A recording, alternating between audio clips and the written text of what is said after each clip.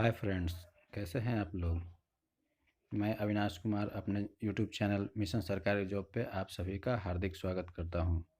दोस्तों, मैं आज आप लोग के लिए एक नया वीडियो भारत के इतिहास भाग 2 लेकर आया हूं, जिसमें हम लोग सल्तनत काल के बारे में पढ़ेंगे।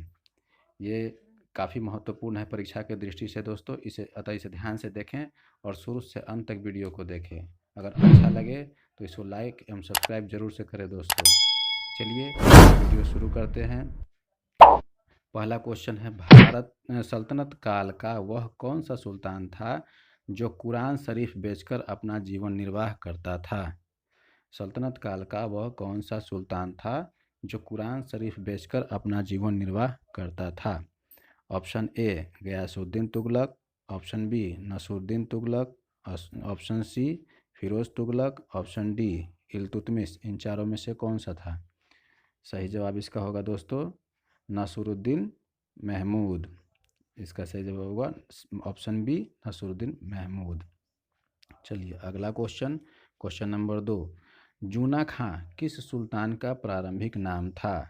जूना खां किस सुल्तान का प्रारंभिक नाम था। Option A Balban, option B Ghiyasuddin Tughlaq, C Muhammad bin Tughlaq, D Iltutmish. चारों में से कौन सा होगा दोस्तों। इसका सही जवाब होगा मोहम्मद बिन तुगलक। चलिए सांकेतिक मुद्रा का प्रचलन किसने चलाया था। सांकेतिक मुद्रा का प्रचलन किसने चलाया था। Option A Balban, B Ghiyasuddin Tughlaq, C Muhammad bin Tughlaq, D Iltutmish. इसका सही जवाब होगा मोहम्मद बिन तुगलक। इसी ने सबसे पहले सांकेतिक मुद्रा का प्रचलन शुरू किया था और ये कांसे का सिक्का, तांबे का सिक्का और ये चमड़े का सिक्का इत्यादि सिक्के चलाया था। जो उस समय इसका प्रयोग जो किया था वो असफल हो गया था, जिस वजह से इसको एक असफल अयोग्य शासक के रूप में भी जाना जाता है। हालांकि दोस्तों सल्तनत काल के सभी सुल्तानों में सर्वाधिक विद्वान सुल्तान मोहम्मद बिन तुगलक को ही माना जाता है। चलिए अगला क्वेश्चन देखते हैं। मोरक्को का यात्री इब्न बतूता किसके दरबार में आया था। मोरक्को का यात्री इब्न बतूता किसके दरबार में आया था। बलबन के, गयासुद्दीन तुगलक के, कि मोहम्मद बिन तुगलक के, इल्तुतमिश के, किसके दरबार में आया था। चलिए इसका सही जवाब देखते हैं दोस्तों। इसका सही जवाब होगा मोहम्मद बिन तुगलक के। मोहम्मद बिन तुगलक के दरबार में आया था मोरक्को का यात्री इब्न बतूता, जिसको मोहम्मद बिन तुगलक ने अपना राजदूत बनाकर इसको चीन भेजा था तथा इसको इब्न बतूता को ही कुछ दिन के लिए दिल्ली का काजी भी नियुक्त किया गया था मोहम्मद बिन तुगलक के द्वारा। चलिए अगला क्वेश्चन है, विजयनगर साम्राज्य की स्थापना के समय दिल्ली का सुल्तान कौन था। विजयनगर साम्राज्य की स्थापना के समय दिल्ली का सुल्तान कौन था। बलबन या कुतुबुद्दीन ऐबक या मोहम्मद बिन तुगलक या इल्तुतमिश। इन चारों में से कौन था। इसका सही जवाब होगा मोहम्मद बिन तुगलक। विजयनगर साम्राज्य की स्थापना किसने की थी दोस्तों। विजयनगर साम्राज्य दक्षिण भारत का ये है विजयनगर साम्राज्य। इसकी स्थापना किसने की थी। कृष्णदेव राय, राम राय, हरिहर एवं बुक्का या बुक्का द्वितीय, किसने की थी। इसका सही जवाब होगा हरिहर एवं बुक्का। हरिहर एवं बुक्का दो भाई थे, इन्हीं दोनों ने विजयनगर साम्राज्य की स्थापना की थी। चलिए अगला क्वेश्चन, विजयनगर साम्राज्य की स्थापना कब हुई थी।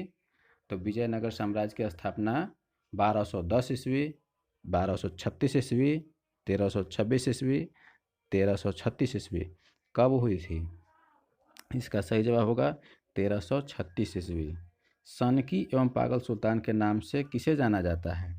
सनकी एवं पागल सुल्तान के नाम से कौन सा सुल्तान जाना जाता है। बलबन, गयासुद्दीन तुगलक, मोहम्मद बिन तुगलक या इल्तुतमिश। अभी कुछ देर पहले हमने बताया था दोस्तों, अगर आपको याद है तो बताएं इसका सही जवाब। इसका सही जवाब हाँ बिल्कुल सही जवाब है। इसका सही जवाब होगा मोहम्मद बिन तुगलक। ब्राह्मणों पर जजिया कर लगाने वाला सुल्तान कौन था। ब्राह्मणों पर जजिया कर लगाने वाला सुल्तान कौन था। फिरोज शाह तुगलक, गयासुद्दीन तुगलक, मोहम्मद बिन तुगलक या इल्तुतमिश। कौन सा सुल्तान था जो ब्राह्मणों पर भी जजिया कर लगाया था? तो इसका सही जवाब होगा फिरोज शाह तुगलक। और क्या आपको पता है कि ब्राह्मणों पर सबसे पहले जजिया कर किसने लगाया था? अगर आपको पता है तो कमेंट बॉक्स में इसका आंसर जवाब दें। इसका सही जवाब होगा मोहम्मद बिन कासिम। मोहम्मद बिन कासिम ने पहली बार जजिया कर लगाया था। और जजिया कर को समाप्त करने वाला सुल्तान कौन था, राजा कौन था? तो जजिया कर को समाप्त करने वाला राजा सम्राट था अकबर। जौनपुर नगर की स्थापना किसने की थी? जौनपुर नगर वर्तमान उत्तर प्रदेश में है। ये इसकी स्थापना किसने की थी? फिरोज शाह तुगलक, गयासुद्दीन तुगलक, मोहम्मद बिन तुगलक या फिर इल्तुतमिश, किसने किया था? इसका सही जवाब होगा दोस्तों फिरोज शाह तुगलक। फिरोज शाह तुगलक ने अपने भाई जूना खां के नाम पर जौनपुर शहर की स्थापना की थी। निर्धन लोगों के लिए निःशुल्क चिकित्सालय दार उल सफ़ा किसने बनाया था? निर्धन लोगों के लिए निःशुल्क चिकित्सालय यानी औषधालय, मेडिकल कॉलेज जिसको कहा जाता है, मेडिकल हॉस्पिटल जिसको कहा जाता है वर्तमान समय में, किसने बनाया था? इल्तुतमिश ने बनवाया था, गयासुद्दीन तुगलक ने बनाया था, मोहम्मद बिन तुगलक ने बनाया था या फिरोज शाह तुगलक ने? इसका सही जवाब होगा फिरोज शाह तुगलक। चूँकि उस समय गरीब लोगों के इलाज के लिए अच्छी व्यवस्था नहीं थी, सब जगह चिकित्सा की सुविधा उपलब्ध नहीं थी, दूर दूर जाना पड़ता था, इसीलिए मोहम्मद फिरोज शाह तुगलक ने गरीब लोगों के ध्यान में रखते हुए निःशुल्क माने फ्री ऑफ कॉस्ट मेडिकल सुविधा देने की व्यवस्था की थी। आत्मकथा फतुहात फिरोज शाही की रचना की थी किसने? किसने किया था आत्मकथा फतुहात फिरोज शाही के? इल्तुतमिश, गयासुद्दीन तुगलक, मोहम्मद बिन तुगलक या फिरोज शाह तुगलक, किसने किया था? तो इसका सही जवाब होगा फिरोज शाह तुगलक। फिरोज शाह तुगलक को सल्तनत काल का अकबर कहा था, किसने कहा था? फिरोज शाह तुगलक को सल्तनत काल का अकबर किसने कहा था? Henry Elliot, Elphinstone, William Wordsworth या डी में होगा ए और बी दोनों, किसने कहा था? इसका सही जवाब होगा दोस्तों, इसका सही जवाब है ए और बी यानी डी इसका आंसर होगा।